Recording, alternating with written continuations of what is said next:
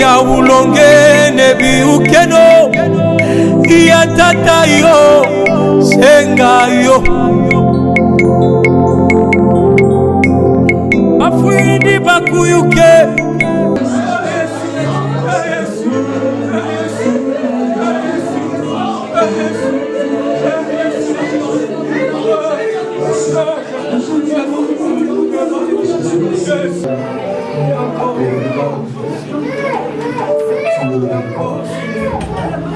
Merci Jésus. Nous sanctifions ton Seigneur. Nous sanctifions ta présence. Merci pour ta grâce. Merci pour ta faveur. Merci pour ta bonté. Merci pour ta gloire. Et merci pour ta miséricorde. Le maître de nos esprits. Le maître de nos vies. Le grand paraclet. Toi qui vis à jamais. Et qui est éternité en éternité. Au nom de Jésus-Christ. Que nous avons cette prière. Amen. Alléluia. On acclame le Seigneur.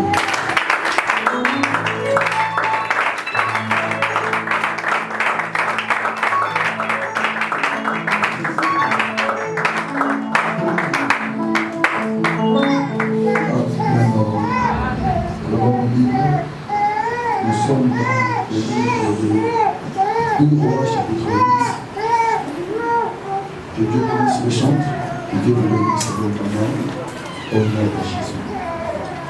2 Rois chapitre 8. Nous sommes tous debout pour honorer la parole du Seigneur.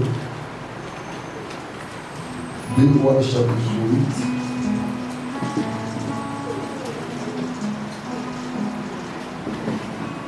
Verset 1er. Je lis la parole au nom du Seigneur. Nous sommes debout s'il vous plaît. Levez-vous que nous puissions ouvrir la parole du Seigneur. Ainsi que Dieu nous bénisse. Je lis la parole au nom du Seigneur. Élisée dit à la femme dont il avait fait vivre les fils: lève-toi, va-t'en, toi et ta maison, et séjourne où tu pourras.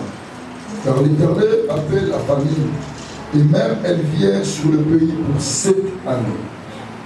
La femme s'éleva, et elle fit selon la parole de l'homme de Dieu.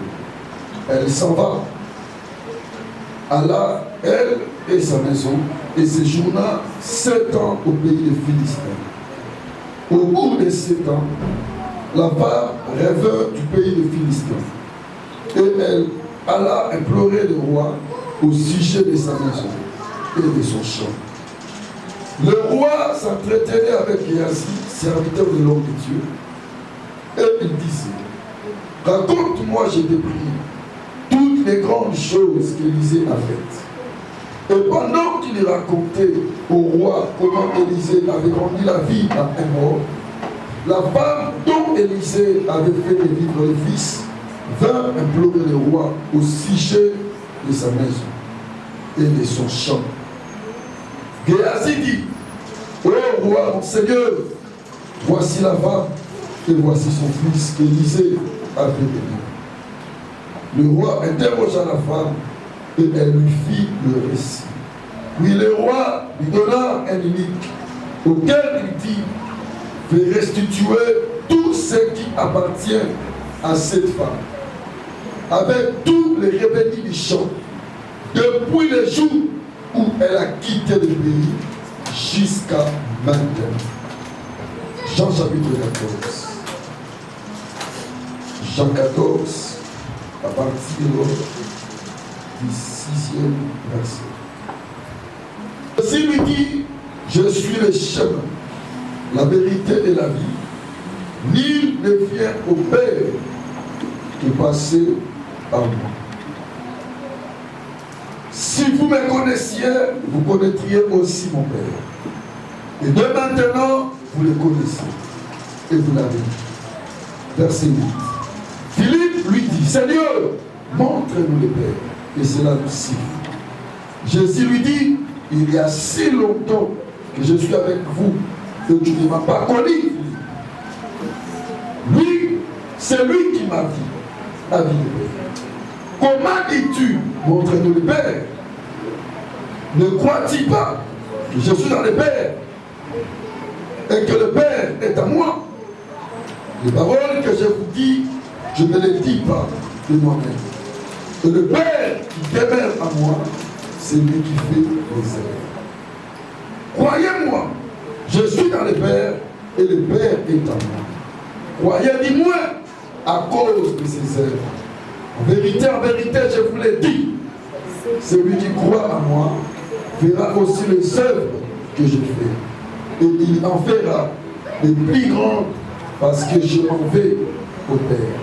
Et tout ce que vous demanderez en mon nom, je le ferai, afin que le Père soit glorifié dans le Fils. Si vous demandez quelque chose à mon nom, je le ferai. 2 Rois chapitre 2, pour terminer. 2 Rois chapitre 2.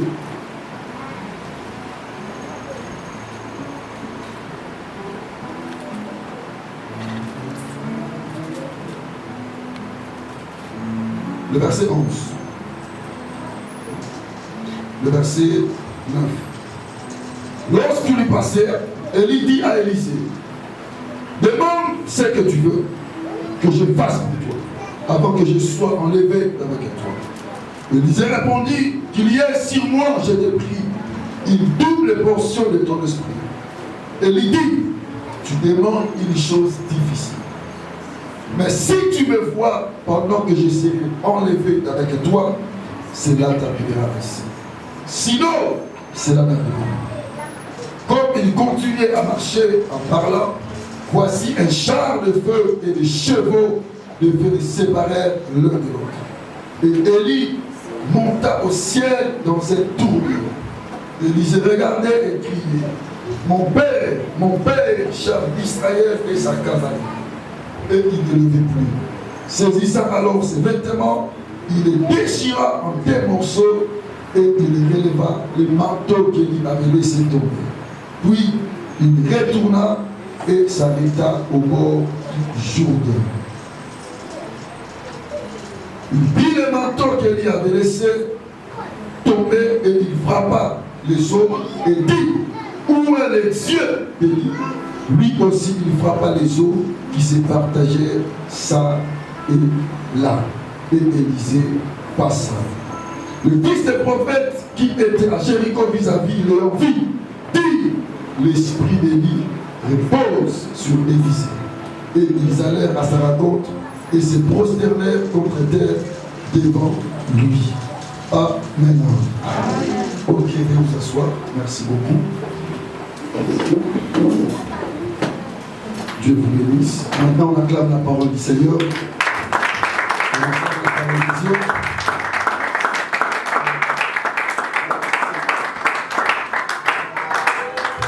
Amen. Que Dieu soit loué. Je dis merci à notre Dieu pour sa grâce ainsi que pour sa présence.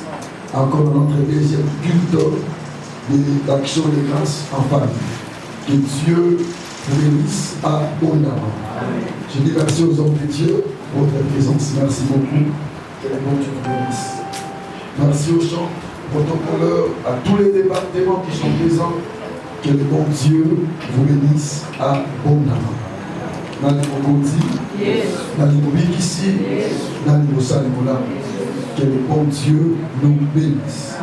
C'est notre mois de la prière et nous bénissons Dieu pour la semaine à la montagne. Nous avons été fortement bénis avec un très bon message. Vraiment, Dieu nous a fortement édifiés et Dieu nous a fortement bénis. Amen. La prière. Au premier culte, j'ai parlé sur la prière fervente du juste. Gloire soit rendue à Dieu pour sa grâce. Je vais maintenant parler dans le deuxième culte sur l'omnitude. Dis avec moi l'omnitude. Encore l'omnitude. Je dis encore l'omnitude. Que Dieu nous bénisse. C'est notre mois de la prière et nous savons bien que les hommes de Dieu sont des bénédictions pour nous. Lorsque Dieu établit une personne, c'est pour que la personne soit une solution pour l'autre. Un homme de Dieu, c'est un représentant de Dieu. C'est une personne qui est remplie de la divinité de Dieu. Lorsqu'on le voit, on le voit. Lorsqu'on l'écoute, on l'écoute. Amen. Amen. J'avais dit la prière, c'est un dialogue avec Dieu. La prière, c'est aussi le fait d'entendre Dieu, d'écouter Dieu. La prière, c'est aussi le fait d'avoir une relation intime avec Dieu. Pourquoi nous prions? Parce que c'était l'homme. Nous prions parce que c'était l'homme. Un vrai chrétien est appelé à prier. Parce que notre Dieu est esprit. On ne voit pas Dieu comme ça. C'est par la prière que nous rencontrons Dieu. Sans la prière, il n'y a pas un autre moyen on peut rencontrer Dieu. Prière est un autre.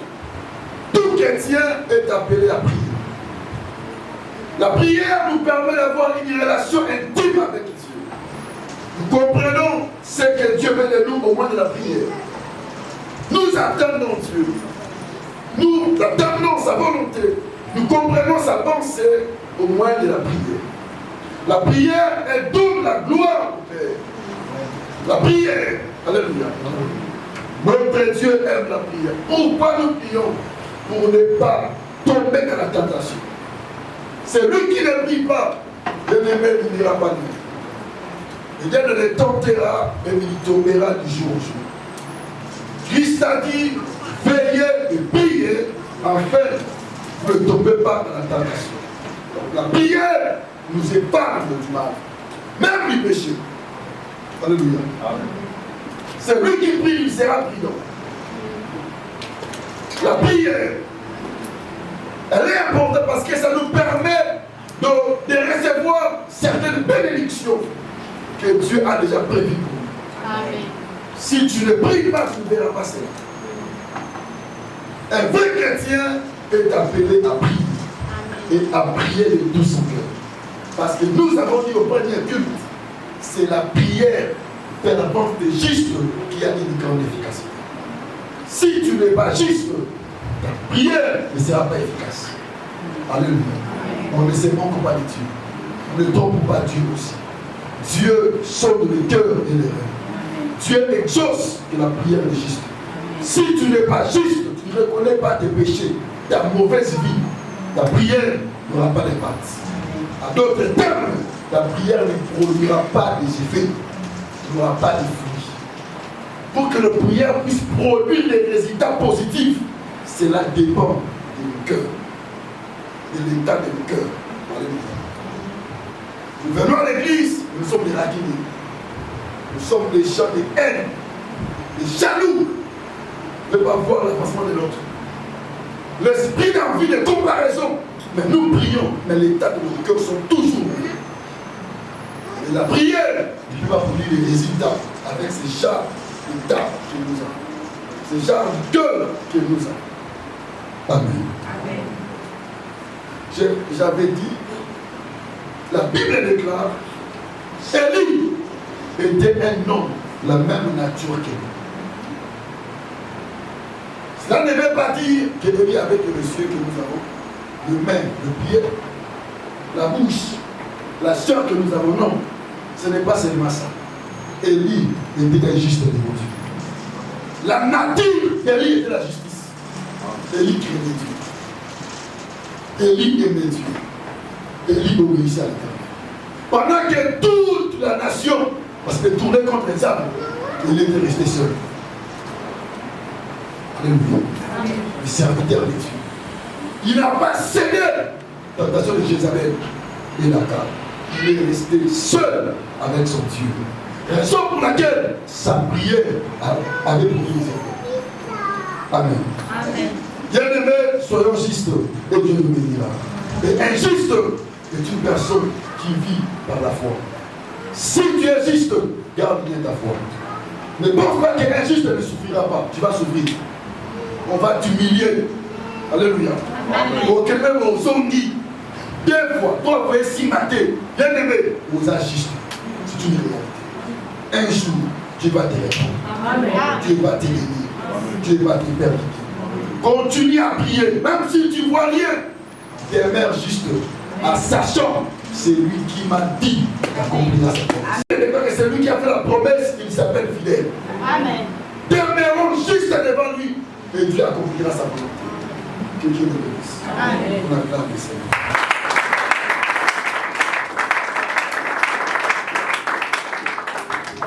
Chapitre 8, l'homme de Dieu. L'homme de Dieu.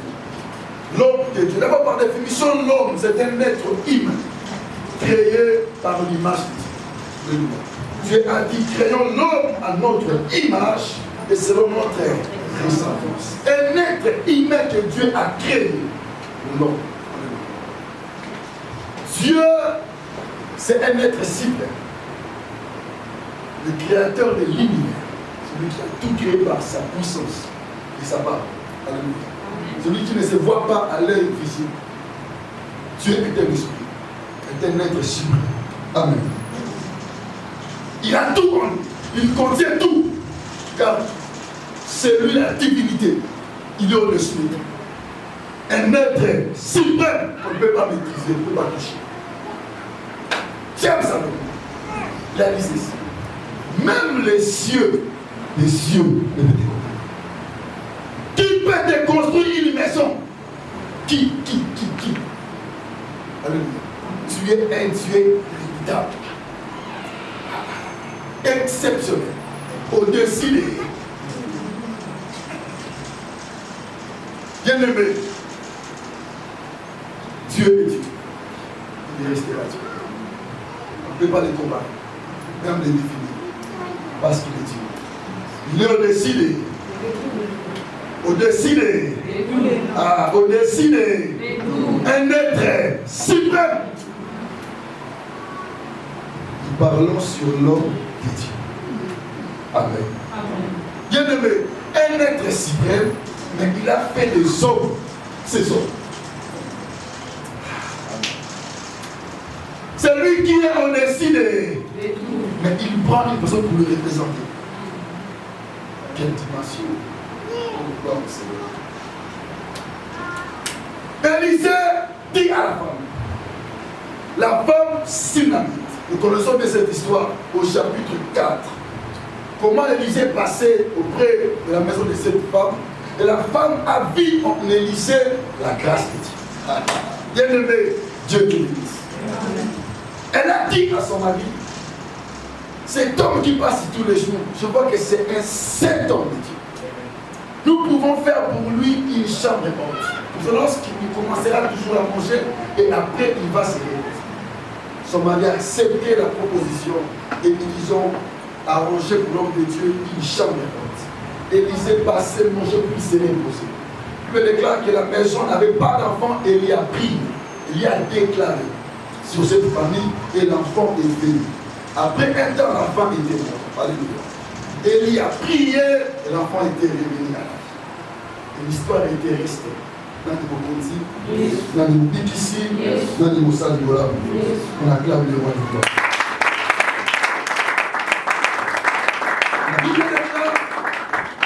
Après un temps, Élisée appela cette femme. Parce qu'il y a fallu. Alléluia. Elle dit à la femme, l'Éternel appelle la famille. Et elle vient pour 7 années. Mais écoute-moi. Va-t'en de ce pays. Va là où tu sembleras bon d'aller. Toi et ta maison. Jusqu'au 7e année. Et la Bible dit, la femme écouta la parole de l'homme. Elle a pris sa maison, elle est partie. Pour le pays des Philistins. Au bout de 7 ans, la femme est retournée dans le pays. Alléluia. Elle raconta Géasi, pendant le roi, elle est venue implorer le roi au sujet de ses biens, ce qu'il avait perdu. Lorsque la femme retourne, elle raconta l'homme de Dieu, et en même temps Géasi racontait à l'homme, au roi, ce qu'Élisée avait fait. L'homme de Dieu. Et le roi était impatient d'entendre cette histoire. Lorsque la femme entre, Géasi a dit au roi, regarde cette femme et regarde son fils.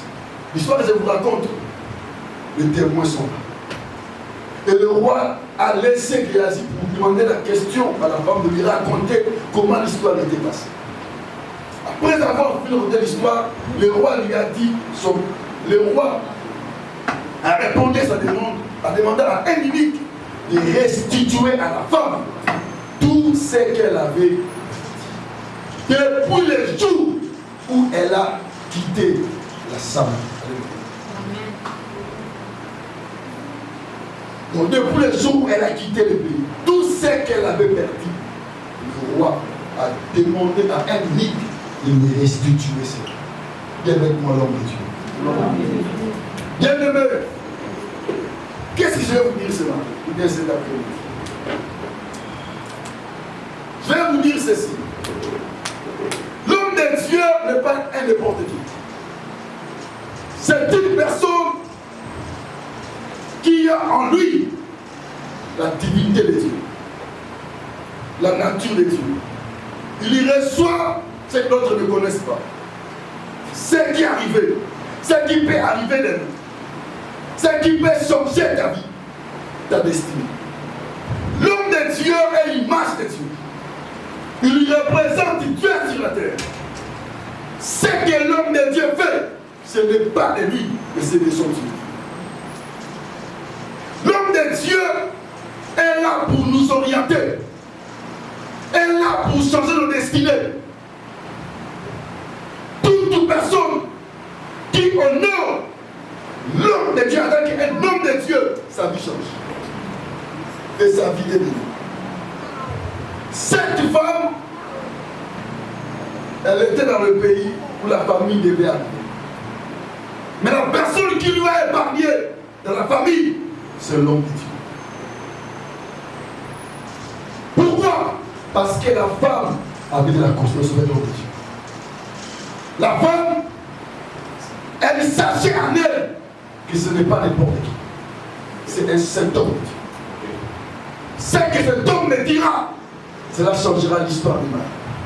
Elle était prête à exécuter toute parole qui sortira de la bouche de l'homme de Dieu. Elle savait que ma vie, que ma destinée a de la valeur au travers de l'homme de Dieu. Pourquoi? Parce que Élisée représentait Dieu en Israël.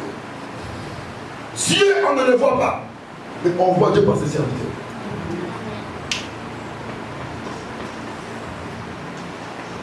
Nous sommes arrivés à un moment où les hommes de Dieu n'ont plus les valeurs. Même leurs paroles ne sont plus considérées. À telle sorte que nos destinées sont liées.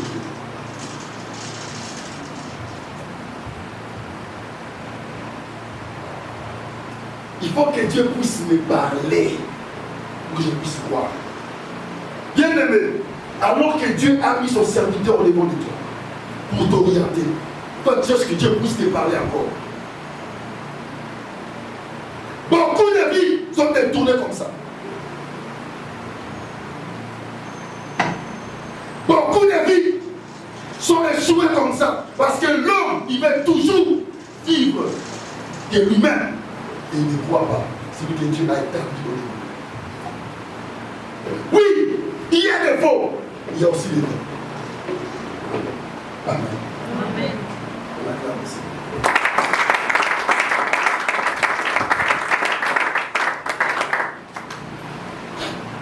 La Bible dit, on connaîtra les faux par les œuvres et les vrais aussi. Par quoi? Par les œuvres. Amen. Amen. Les œuvres ne cachent pas. On connaîtra les vrais par les œuvres et le faux par aussi les œuvres. Qu'est-ce qu'il avait fait à cette femme pour découvrir en Élisée un seul homme de Dieu?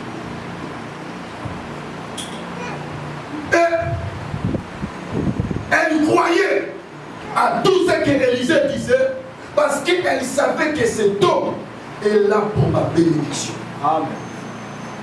Mon frère, ma soeur, Dieu nous a établis ici votre bénédiction. Amen.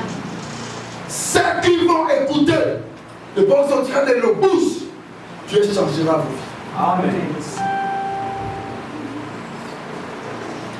L'homme de Dieu. La famine arrivée pour 7 ans. Cette femme qui allait aussi subir cette peine, cette souffrance, cette misère. Mais la grâce qu'elle avait eue, parce qu'elle avait une personne qui avait la communion avec Dieu, qui pouvait la révéler, la destinée, l'avenir, des choses qui viennent là. Combien de gens aujourd'hui ont cette grâce, mais ils ne saisissent pas ça. Combien de gens ici ont cette opportunité, mais à cause à combien ça va, qu'on va ensemble, qu'on se la commande, on ont perdu cette sensibilité de recevoir la grâce de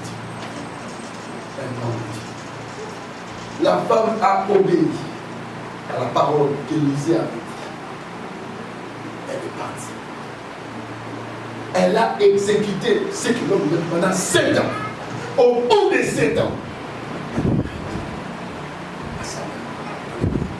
Bien aimé, toute personne qui obéit à la parole de l'homme de Dieu, Dieu marche avec lui. Dieu accomplit sa parole dans leur vie. Dieu accomplit sa volonté dans leur vie. Amen. Lorsqu'elle retourne à Samarie, elle arrive au bon moment. Parce que la parole qui l'accompagnait, la parole de l'homme de Dieu. Pendant que d'autres ont échoué, ont perdu tout.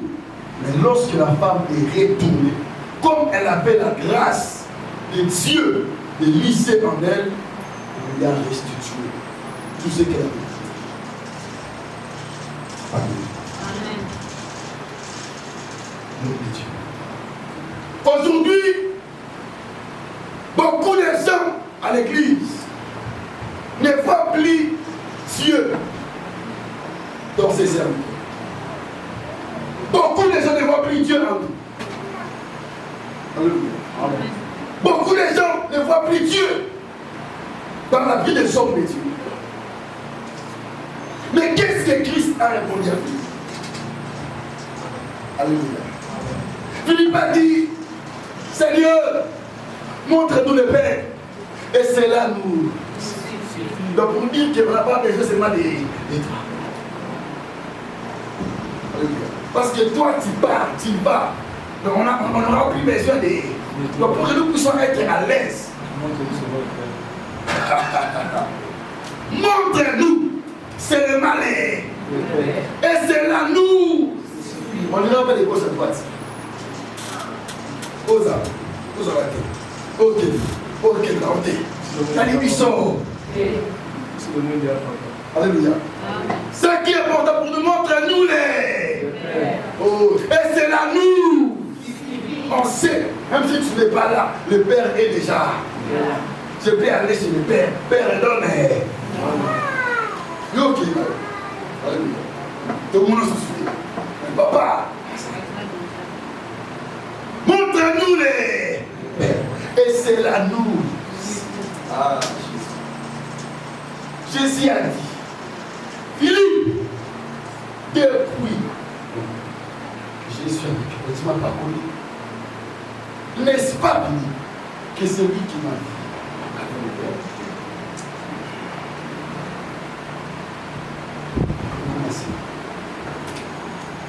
N'est-ce pas que c'est lui qui m'a vu a vu le Père? Christ est allé plus loin en disant, je suis dans le Père. Et le Père est là. Bien aimé, si vous croyez que nous sommes en Dieu et que Dieu est en nous, vos vies sont en nous. Ah! Si vous comprenez que nous sommes en Dieu et pour vivre son vie. Amen. C'est lui qui m'a vie à vivre. À d'autres termes, c'est lui qui m'a vie à vivre. Maintenant, quel père tu veux voir? Tu veux connaître? Je suis là au niveau de toi. Homme de Dieu. Acclame le Seigneur. Après, l'ennemi, nous avons dimanche soir. Nous avons dimanche soir. On dit à ma clé. On acclame le Seigneur.